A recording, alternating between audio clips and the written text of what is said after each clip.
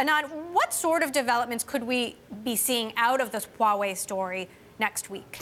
Look, I think, hey Emily, thank you for having me. I think that, look, there's going to be an overarching sort of a negative view towards Huawei from the US and potential and allies, right? So if you look at the 5G market that is shaping up, where Mobile World Congress has been a leading proponent of showcasing such technology, this has become a distraction. So you've got the US Huawei issue, you've got the China tariff issue, you've got 5G potentially slower launching because the use cases in the near term aren't that strong enough. So you've got all of these issues sidelining from the important technology which companies like Huawei, companies like Nokia, companies like Ericsson, and companies like Qualcomm use to showcase. And unfortunately, this is becoming a distraction. So I think that when you look at Mobile World Congress this year, we may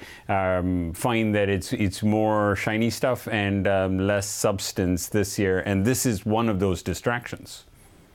So what are the substantive announcements you are expecting?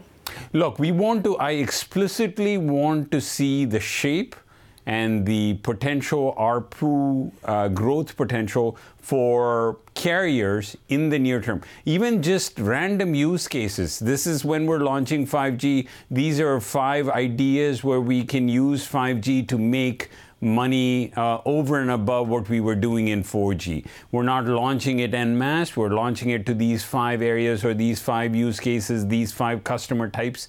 And this is how we're going to make more money. And that is that's going to be interesting. I mean, I expect stuff from NTT Docomo, SK Telecom, and even Verizon, which had their analyst day yesterday. So those could be the sort of the specialty use cases. They may not be as widespread as we would like, but I want to see more ideas out there, number one. Number two is I want to see specific launches on how fast this can grow in 2020.